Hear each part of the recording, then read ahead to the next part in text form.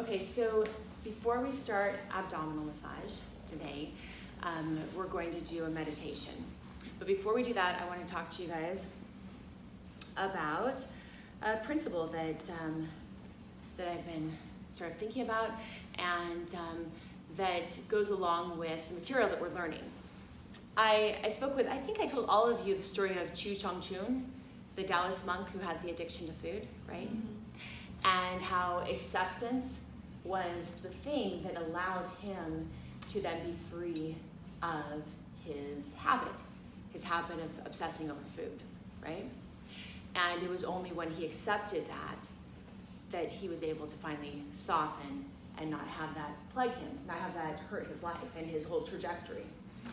So, and then when he was free of it, his teacher, the face reader that had told him that his destiny was to die of starvation, he was initially angry at his teacher, right? And even though Chu Chong Chun had now he was solidly on a path to enlightenment, he didn't feel like giving credit to his teacher.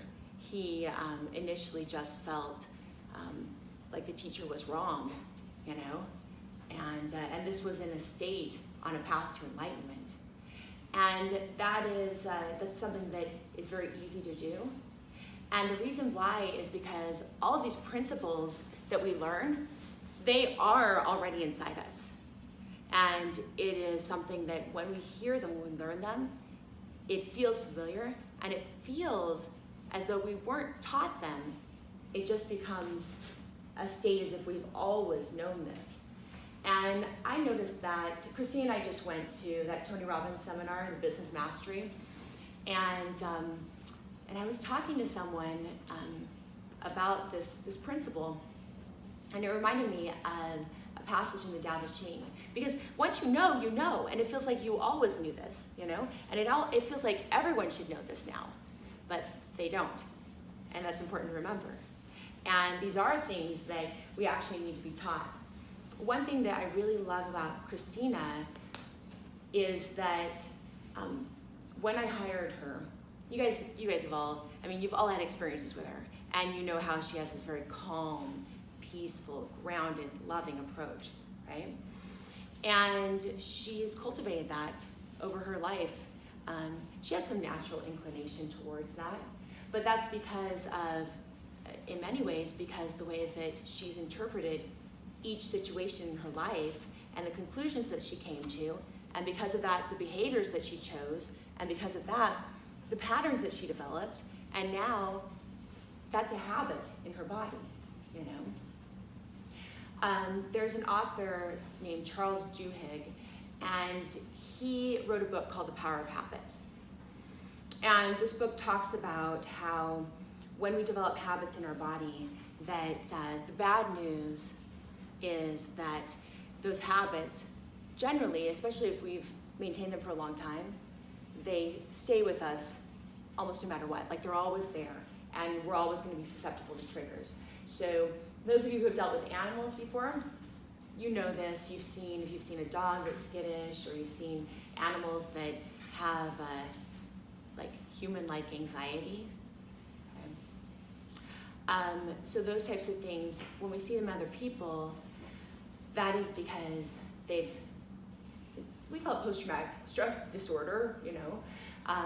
And I think now they're calling it post-traumatic stress injury, which I like better, because then you kind of see like a path for recovery. But with those types of things, those are essentially habits in the body. And so Charles Duhigg talks about how we keep those habits, but we are able to develop new habits on top of them. But you need to always be mindful and aware of when you get into a stressful situation that those triggers come back and you might have that habitual response again. So that awareness, though, serves as an extra help to you when you're in that situation, that you can notice that about yourself and you can soften to it the same way that Chu Chong Chun softened to his food addiction. You can soften to your knowledge that you have this habit when you get stressed, you know, that you react in this way and that you've seen yourself do it habitually. If you don't acknowledge that, then you're fighting against it, and that habit tends to win. right? Like it just gets more and more painful for everyone, including yourself. If you do realize it and you take time to process that, then you're able to soften into it. So I want to just read something from the Tao Te Ching. This is a Taoist text. We're learning a form of Thai abdominal massage, but it's heavily influenced by Taoist thought. And Eastern thought in general really allows for the exception, which is an important thing to allow for. So let me read this to you. The ancient masters were profound and subtle. Their wisdom was unfathomable. There is no way to describe it. All we can describe is their appearance. They were careful as someone crossing an iced-over stream, alert as a warrior in enemy territory, courteous as a guest, fluid as melting ice, shapeable as a block of wood, receptive as a valley, clear as a glass of water. Do you have the patience to wait till your mud settles and the water is clear?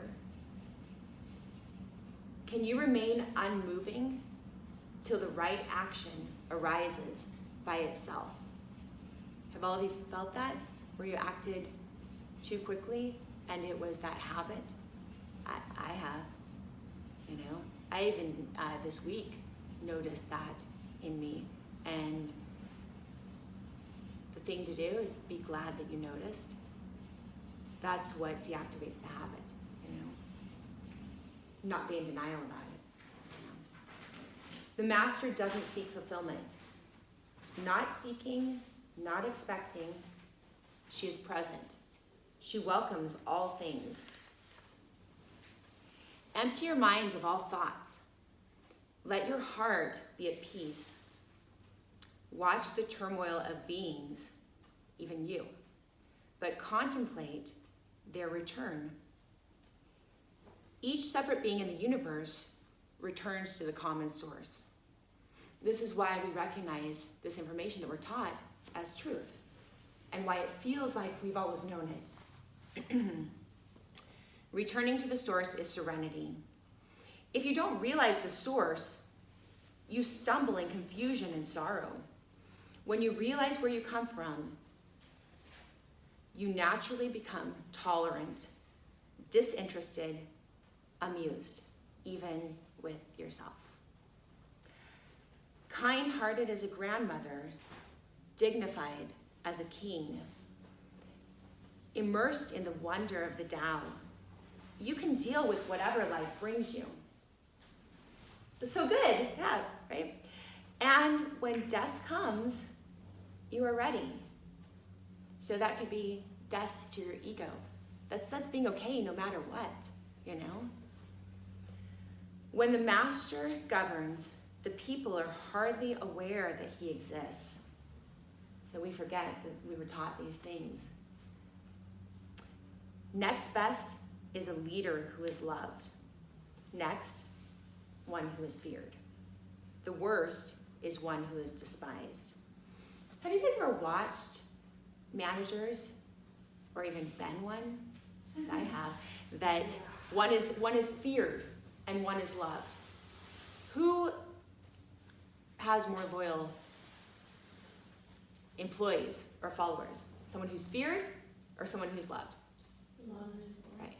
But when the person that's feared walks in the room, does everyone snap to? Everyone freaks. Yeah. And then what do they do when that person leaves? They bitch. Whatever the hell they want, right? Exactly. They do whatever they want and they Whatever don't they- think about it. Right. Yeah. And then the one who is loved, when he or she leaves the room, what do the people? Everything stays the same. Everything stays the same. Right. I've seen it between two different stores because I work one now that the head manager works off of fear and intimidation. Yeah. And usually a little bit of backbiting is involved in that because it's, well, I'll just go to the owner, and most of the crew doesn't know the owner, so they're now scared of him. So you just bypass that person. Yeah, Yeah. pretty much. And then I worked in a team that we worked together. like our whole team worked together because I love it. it was how we decided to set it up. And it's funny because everybody will ask me why I still work for this company when, I'll be honest, I've been one of the loudest proponents of this is bull. Right. And if they really get to know me, I look at them and go, I don't work for this company. I work for that manager. For that manager.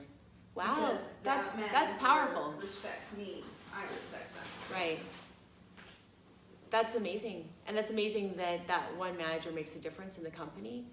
So much so that in spite of their culture, you're loyal to that person and you want to work with them. That's powerful. Okay, so let me read this again. When the master governs, the people are hardly aware that he exists. That's when you're at your best. When everyone feels like they learned it themselves, they did it themselves. And you, the great thing is you have freedom. You have a little more freedom, you know. You're not representing the entire organization. You're holding space and you're setting the trajectory, the course for the entire organization, but you are not the entire thing. It doesn't die with you, you know. Because these principles are universal and they are within us, but you bring that out in others so they feel as though it arose naturally within themselves. You know? So Christina told me we had this incident that happened between two students early on, and she was just working here as a teacher, but I saw that she had these amazing skills with communication and with diffusing situations. And so I had these two students, and they were both very upset about this fight that they had with each other. Like it was almost like a drag out, knockdown fight between massage therapists, you know? So I couldn't believe it. Yeah, I like couldn't believe it. And so I was like, to the two of them, I wanted to be like, seriously, you know, like that's how I wanted to start. Seriously, are you really going to act this way? Do you not know better?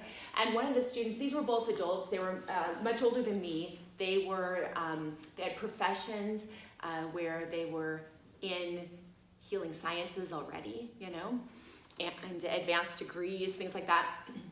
But they were in a fight with each other. One had told the other to shh, and that sound made the person that received it very angry. And so using her skills, this person directed the other person towards the wall, but did it like this. And so anyway, it's amazing the stories we can tell ourselves about what's appropriate, right? We can call like this, directing someone, you know? Yeah. So just redirected them. So anyway, so all that happened, like this crazy thing had happened, you know? And so they're in there, and the person who had redirected was like freaking out, like, I don't feel safe. I don't think, you know, this person could hurt me. I don't feel, you know, and I'm like, well, what would you like to do? And she's like, maybe call the police, you know? And I'm like, well, the only person who's done any redirecting is you know? We can't call the police on someone because they said shh, you know? So anyways, this is going on, and I'm wanting to respond to it the way you guys are seeing me respond right now. So Christina, with her very calm energy, I knew that my habitual response to these things was not effective. I'd seen from using this technique, you know, using my default, that it wasn't helpful to situations. So, because it would have been, if I sat the two students down, I would have been like, seriously? Grow up. Yeah, exactly, grow up. Can you please just work this out right now? Are you really gonna act this way? And then what would they have done? Gotten defensive. Been defensive, and they would have kept acting that way. So one thing that was being repetitively said by one of the students was, I just don't feel safe. I don't feel safe. I don't feel safe. I don't feel safe, right? And so Christina came in. I saw her in the hallway, and she said, "Would you like my help, Rebecca?" And I said, "I would love your help. I would love your help, Christina." Absolutely. So anyway, so she had the two students in there, and she sat down with them, and she heard the same thing that I heard. I don't feel safe. I don't feel safe. I don't feel safe. And I said, "Do you guys? Does anyone want some tea? Would anyone like some tea?" And they're like, "Yes, I would like some tea. I would like some." So I walk over to get tea, And while I'm getting tea, I'm like listening to the whole thing. And Christina says, I hear you. I hear that you want to be safe. And I think that's incredibly important. And we want everyone here to be safe. And so we're going to talk about some ways and some strategies that we can all feel safe. And she diffused the entire situation. Within like 3 minutes, by the time I had the tea ready and I brought it back, everyone was friends. Like we were like, cheers with the tea, group hug, you know? And my approach of like pushing back of, hey, knock it off, you know, only created more pushback, right?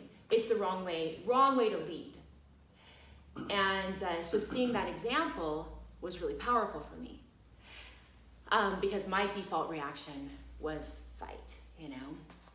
And Christina's default reaction was diffuse, because she had interpreted situations differently throughout her entire life, and in a really great, effective way.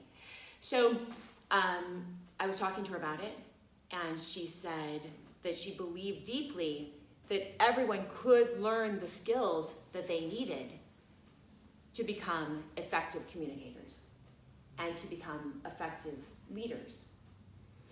And I've watched over the last 3-4 years now, maybe with Christina, and I've seen that she's right, you know? I've seen that it's true, that we all can do that. But the way we do that is by developing these new habits. So one thing that's been really helpful to me, and helpful to so many people around the world, is meditation.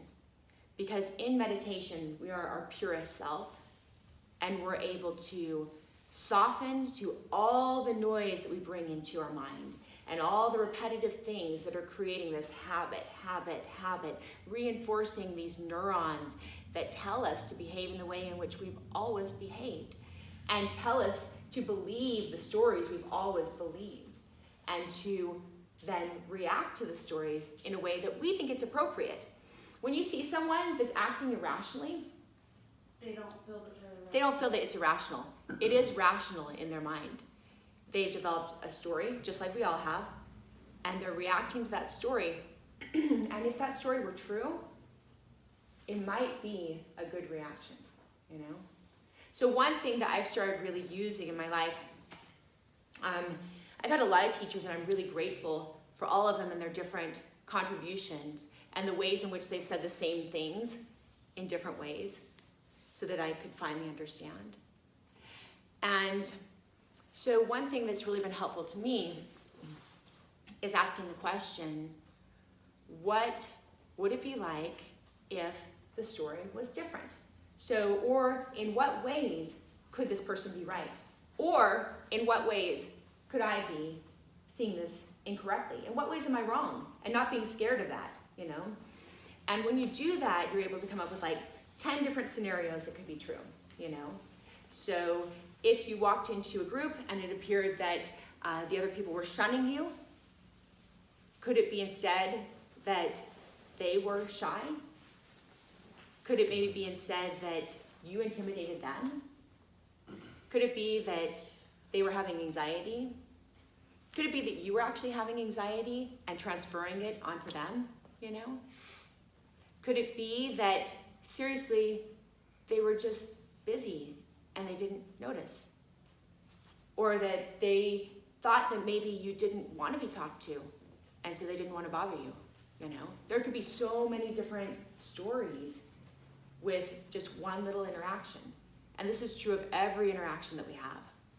So developing the habit of training your body to get into a space where you can quickly go into a clear space where you're not making up a story and you're just really being present in the moment is so valuable and so helpful. And that's what we're practicing in meditation.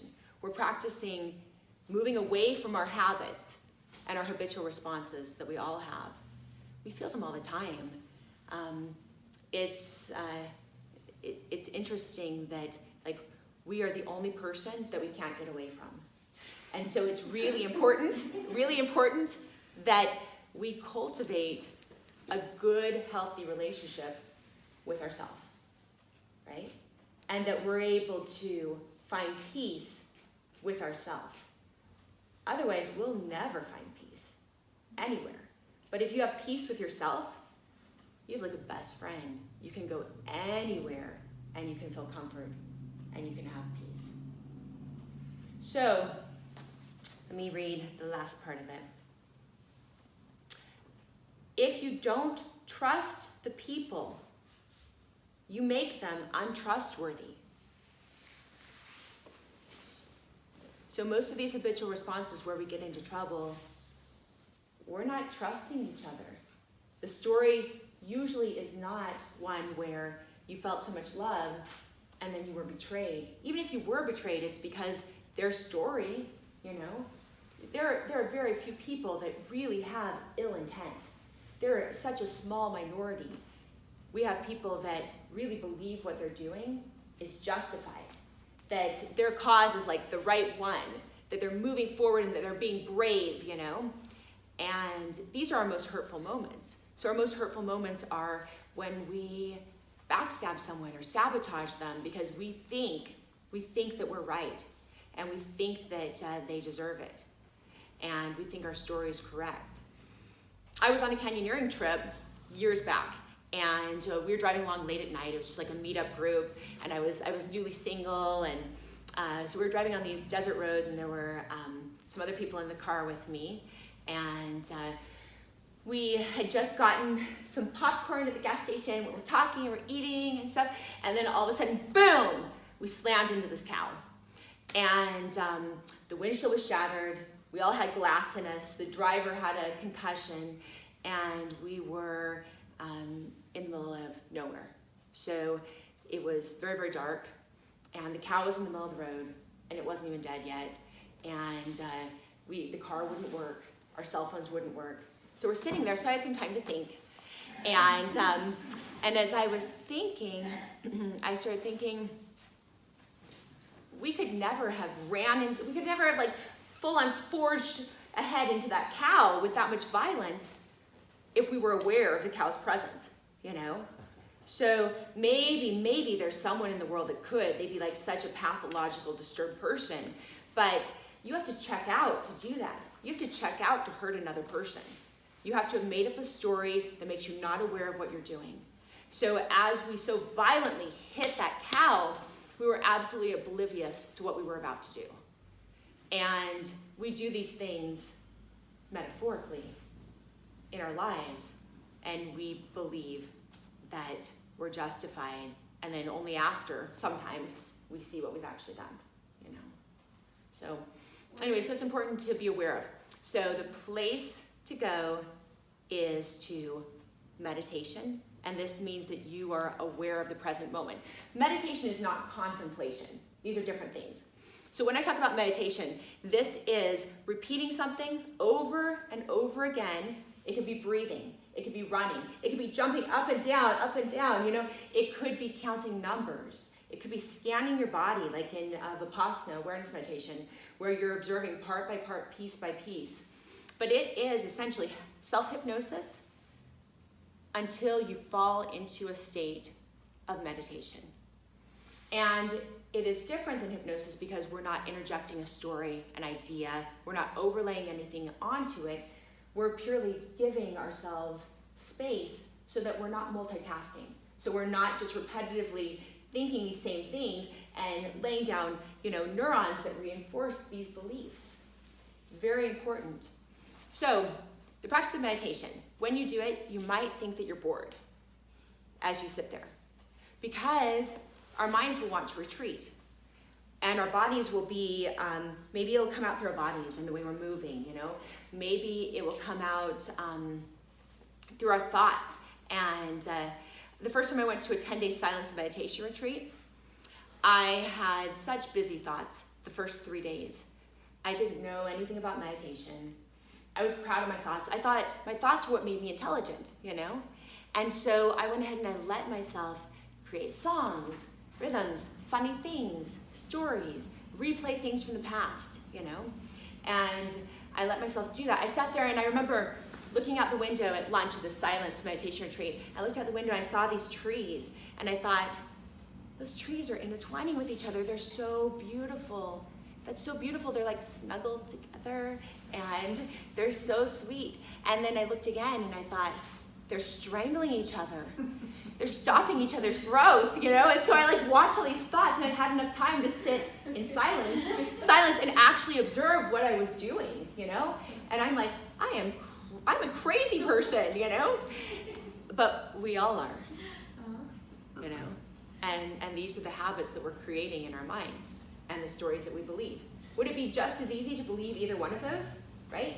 And they're both happening? And in reality, those are just two trees. There's just two trees sitting there. But now I've created a whole life story, maybe even about whether or not I'm ever gonna find love, because there were two trees sitting there, you know? Being trees. So great. Nothing but being trees. Yeah, they were just You have to being, they were think, just do being the trees. trees consider that they're loving one another, that they're Yeah. strangling one another? Another. No, they're just being their highest self. Yeah, they're being their highest They're just self. being They're just being. themselves. Yeah. In every moment. Mhm. When the wind blows, they flex. Yeah, exactly. When it stops, they Just stop. being. When it rains, they're wet. When it's dry, Yes. they're dry. Yes, that's it. That's all it is. And so coming back to the basics is really where we find the most profound wisdom. This is the paradox. This is the twist in our Western thinking. We think complicated is more intelligent, but in reality, basic is brilliance. So we're going to practice a little meditation. Let's stand up. Let's stand up. And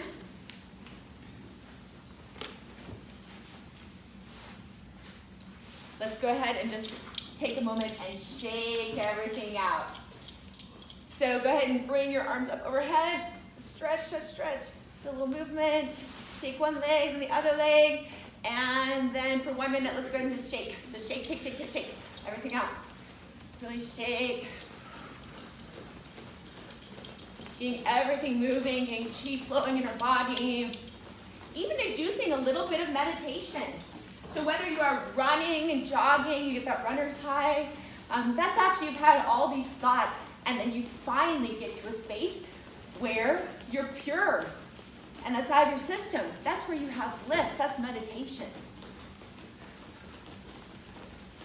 So when you hear meditation being represented as contemplation, that person's not a bad person. It's fine. But semantically, you know, they're really referring to contemplation. Meditation is awareness with the absence of thoughts so that you really can have healing. We don't even get that when we're asleep. It's really important to foster that. Okay, shake just a little bit more. For 10, 9, 8, 7, 6, 5, 4, 3, 2, 1. Go ahead and close your eyes. Stand with your palms out, about hip width apart with your feet. And just spend a moment breathing and relaxing, feeling that energy in your body.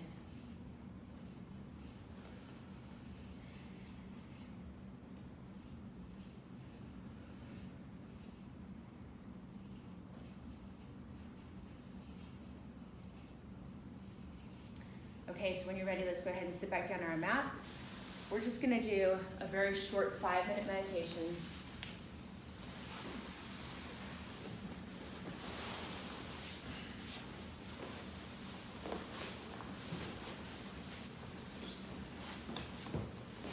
So go ahead and sit up straight.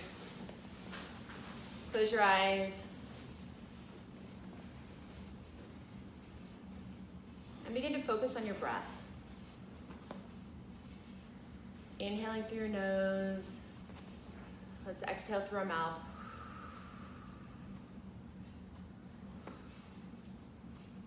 And as you breathe, bring your breath down into your belly so that we're allowing our diaphragm to push downward and push our belly out, getting into the lower parts of our lungs. Continue this breath pattern. Many times in meditation,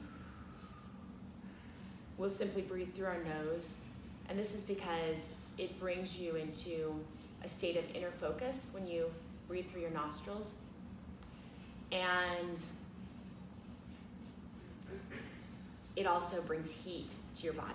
So nostril breathing is inner focus and it brings heat. But today we're dealing with emotions with our abdominal massage.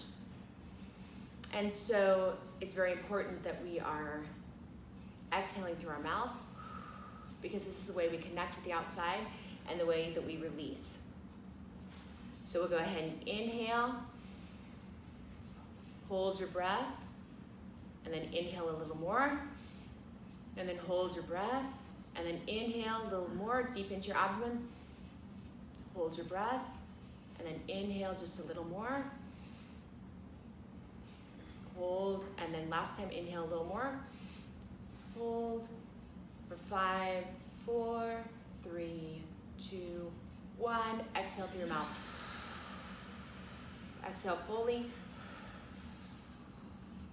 Now inhale through your nose. Bring it all the way down to your belly. Hold, inhale a little more. Hold. Once again, inhale through your nose. Holding that breath. See if you can get just a little more breath in. Bring it down to your belly. And then inhale a little more. And then one last time. See if you can suck in a little more breath. Inhale. Hold for 5, 4, 3, 2, 1. Exhale. And now just begin to let yourself breathe normally, letting your breath be whatever it is, just inhaling. If there's a natural pause, let that happen, and then exhaling through your mouth. Just focusing on that circle, that cycle of breath. So before we give and receive abdominal massage today, I want to remind you that the abdomen is seen as the seat of emotion. So just continue breathing deep into the belly.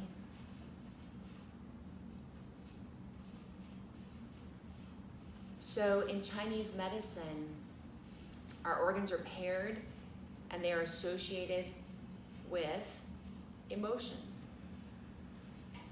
The heart and the small intestine are associated with the emotions of the ego. Impatience, arrogance, overjoy, I'm getting married, I won the lottery, I just did that. Hastiness, pride, judgment of yourself, judgment of others. So as you breathe in, allow yourself to breathe in healing fresh light into your heart and then down into your small intestines. And pause and hold that light and that breath there. And when I tell you to exhale, I want you to exhale and visualize gray, murky, just residue and residual of any trapped emotion, of anything that might be in there that has to do with ego, pride, hastiness, judgment of yourself, judgment of others. So go ahead, you can inhale a little more if you want to into your heart, into the small intestine. And then when you're ready, go ahead and exhale that murky, dark, the residue that you're cleaning. Then when you're ready, inhaling pure, fresh, clean light. Breathing into your heart and down into your small intestine. Sucking in more breath. Cleaning more. And when you're ready through your mouth, exhaling any residual, any trapped emotion, freeing yourself of that.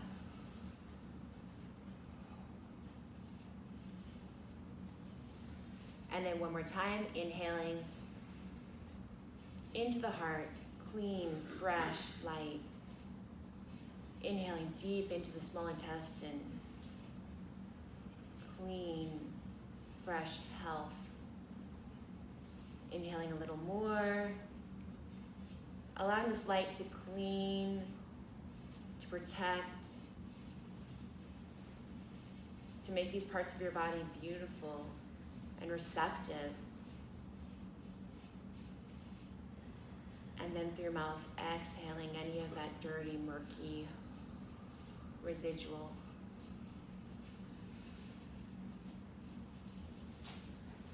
And now returning to your breath, just inhaling and exhaling.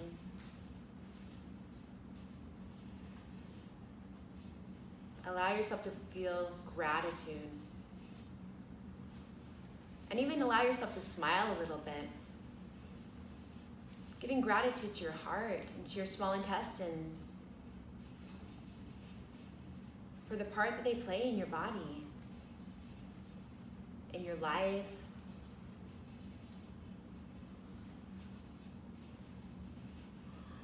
When we treat them well, we can begin to truly trust our gut.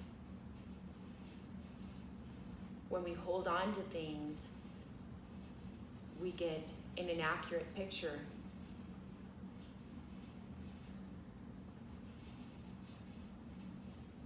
And a less effective, less empowering story. So just continuing to breathe and feel gratitude.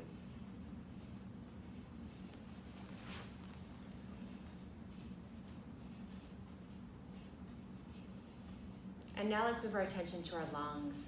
So if you want to, you can also place your hand over your lungs, and then large intestines.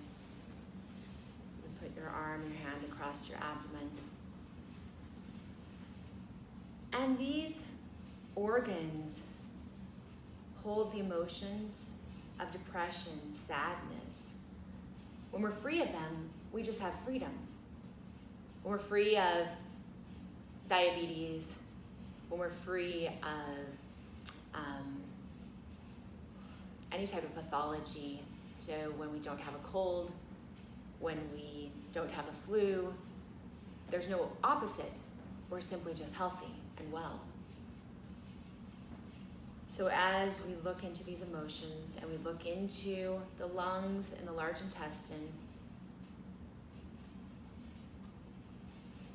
we'll remember that these tend to hold the emotions of sadness, depression, grief, despair. And when we hold these in excess and when we feel them, we feel as though our breath has been taken away. And usually we'll feel as if our digestion is stagnant.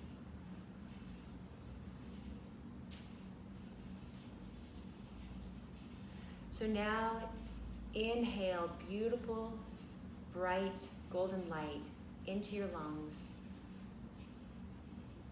Inhaling more and bringing that breath down into your large intestine. And allow that light to clean and purify and remove these residuals of sadness, depression, despair. Breathe in a little more.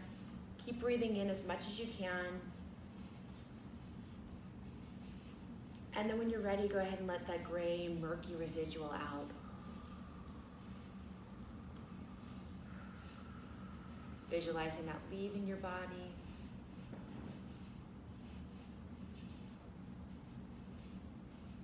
And then once again, inhaling bright, golden, beautiful light into your lungs and down into your large intestines.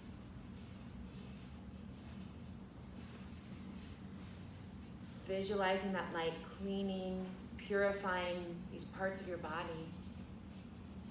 Breathe in more, and then a little more. And when you're ready, go ahead and breathe out through your mouth that residual, that gray, murky, sort of smoke or steam leaving.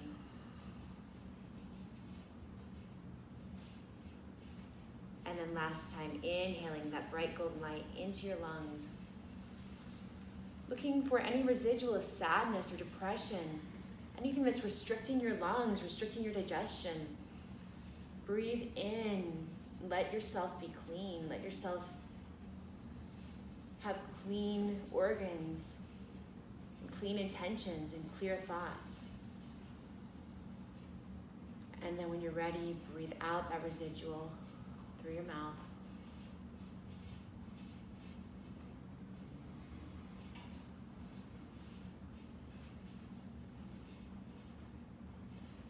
And then begin to breathe normally, just inhaling and exhaling. letting your breath be whatever it is. If it's shallow, let it be shallow. If it's deep, let it be deep. If it's erratic, let it be erratic and just watch it, just observe.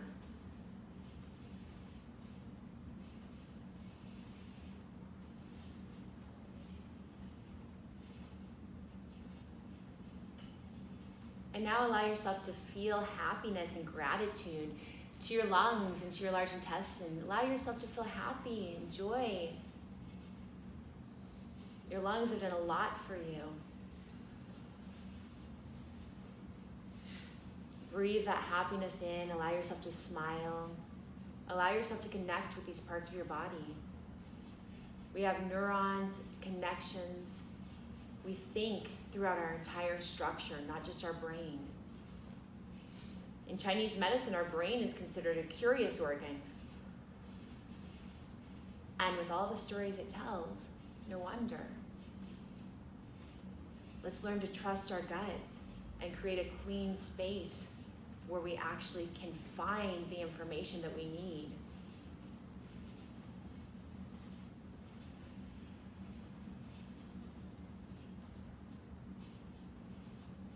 Now allow yourself to place your right hand over onto your left side, just below your rib cage, and then place your left hand over that space.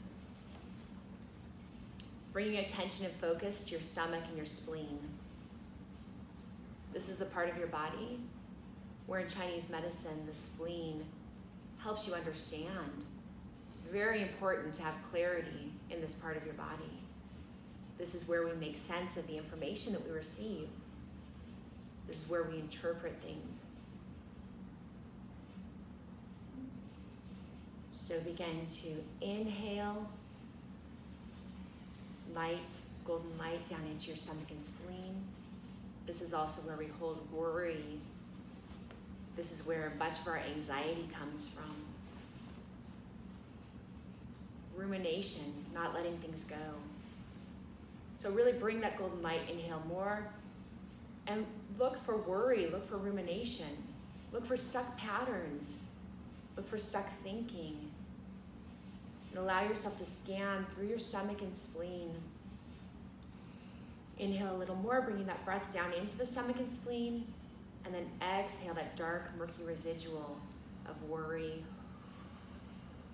of rumination, of our stories. And then inhaling through your nose again, bright, golden, cleansing light into the stomach and spleen. Looking for worry, rumination, any holding that we're doing, any of those stories.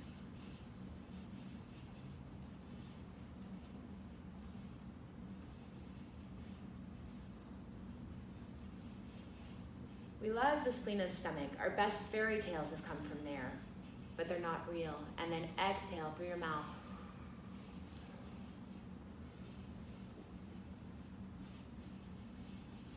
And then inhale one more time through your nose. Bright golden light into your stomach and spleen, cleaning this area, purifying, creating space to see things as they really are, and then exhale through your mouth.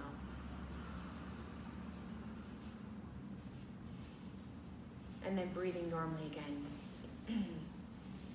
Allowing yourself to just focus on your breath, let it be whatever it is. Just observing. And then begin to breathe gratitude into your stomach and spleen for the vital role that they play. These are our vital organs, and they are vital to our emotional health as well.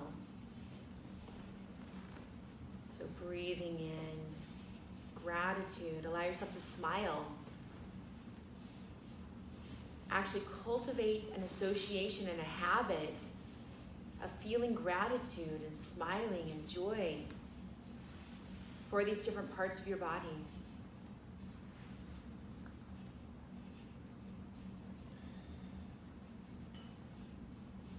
And now take your left hand and place it just below the rib cage on the right side, the area of your liver and gallbladder. Place your right hand on top of that. And begin to breathe into your liver and your gallbladder. This is where we tend to hold the emotions of anger and of rage. Allow yourself to breathe into that space.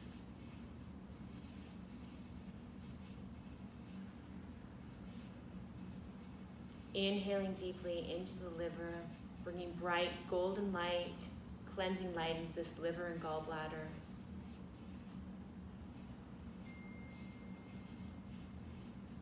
Looking for residual of anger, looking for residual of rage, of quick reactions,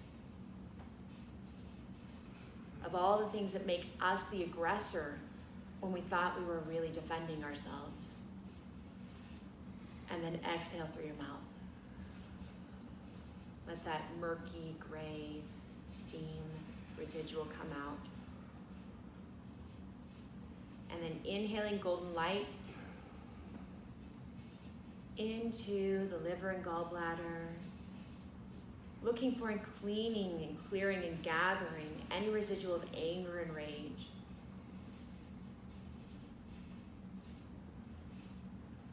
Inhaling more, really cleaning that space, and then exhaling out through your mouth.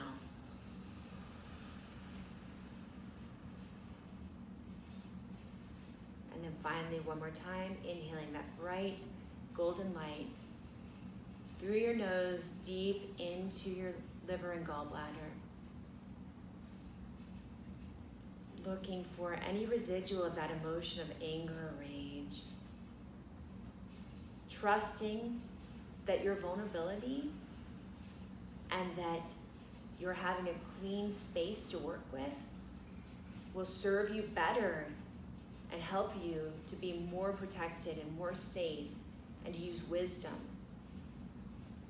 than any accumulation of rage and reaction will. Those things hurt you. So gather that and then exhale that murky gray.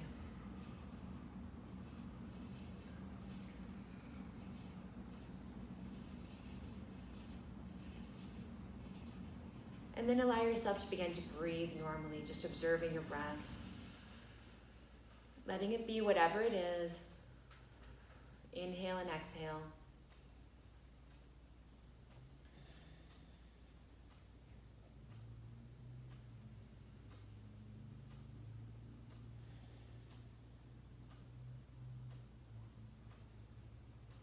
And as you breathe, allow yourself to feel gratitude.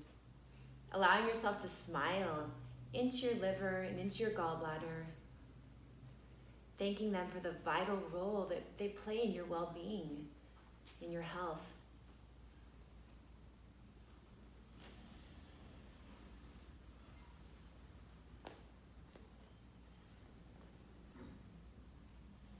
And then finally, go ahead and place one hand on your back, the space of the kidneys. So kind of just, if you use your rib cage in the front, you can place one hand there and then one hand in back. And that's about where your kidneys are. And then let's go ahead and move that hand in the front down to our bladder. So it's all the way down, like pubic symphysis. And these are the bladder and kidneys, and they hold the emotions of fear and of terror, the things that paralyze us.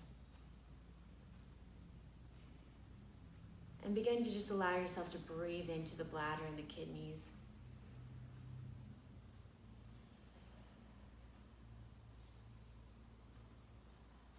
And maybe as you do that, you might feel some residual from any of these emotions as we've gone through this exercise. And as you inhale into the kidneys and the bladder, inhale that bright golden light, cleansing, clearing,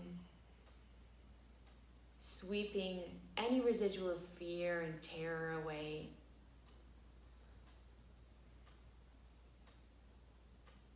Making space for you to trust, to go after the things you want to do. Creating space for that inner knowing. And then exhale through your mouth. That murky gray residual of any fear, any terror that you've been holding and accumulating. And then inhaling through your nostrils into the kidneys and bladder. Looking for fear and cleansing and clearing that from you. Using that golden light to purify.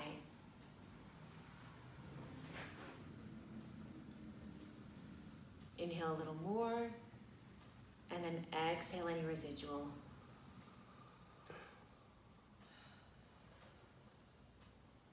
And then finally, one more time, inhale. Golden light into your kidneys and into your bladder. Cleaning, clearing, looking for the emotion of fear and terror.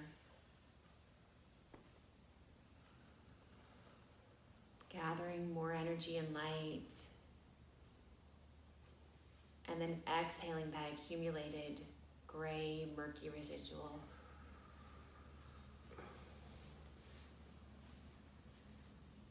Allow yourself now to breathe normally, letting your breath be whatever it is. If it's deep, if it's erratic, if it's shallow, simply let it be. And just follow it with your awareness.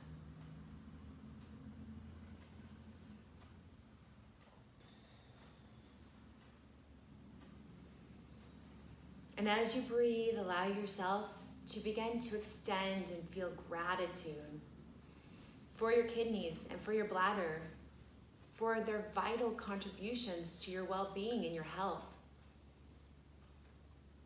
Allow yourself to smile.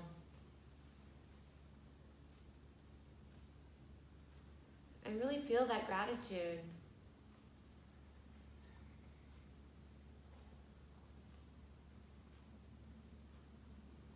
And then when you're ready, go ahead and bring your hands in front of you and place your right hand on your heart and your left hand over it.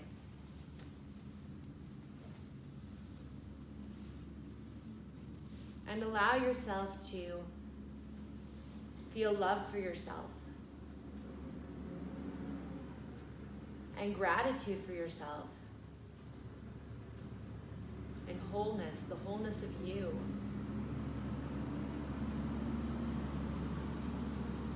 And feel how you can always come back to yourself and be your own best friend. This allows you to be a best friend to others.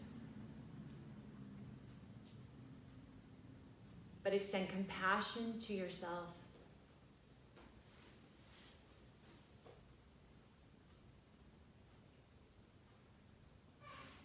As I was at this conference this weekend,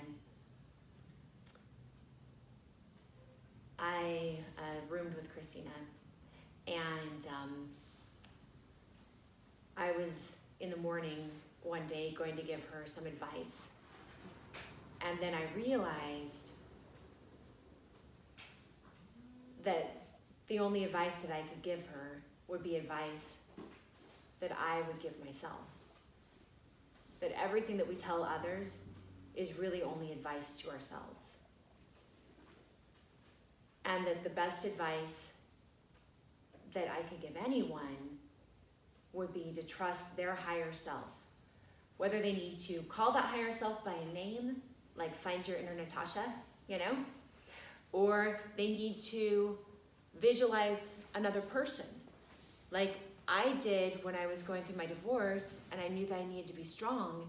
And so I started thinking in terms of what would a man that I respected, what would my ideal guy do? The only thing that I could ever do with that is tap into my higher self and give myself this advice. So whatever you need to do to cultivate that and begin to tap into your higher self and access that knowledge. Allow yourself to go there and know that you have always been your own best friend. And allow yourself to treat yourself with kindness and with compassion, with forgiveness. Allow yourself some rest. Allow yourself peace.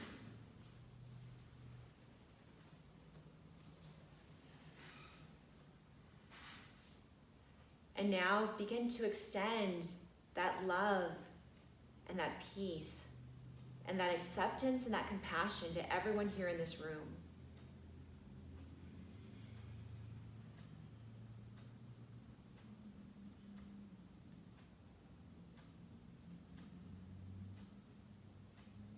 So many friends.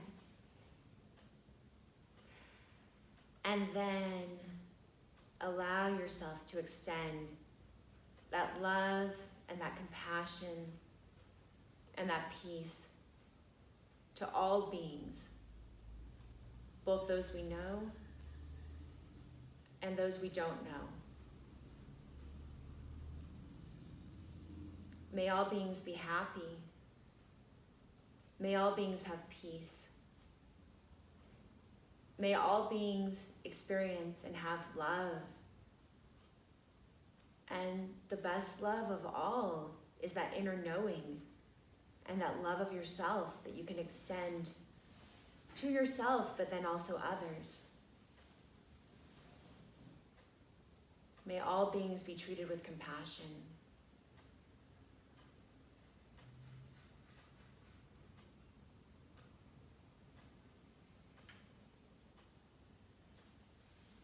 Go ahead and bring your hands down onto your lap. Go ahead and open your eyes if you're ready. Hello. So the last passage in the Tao Te Ching in this section is the master doesn't talk, he acts.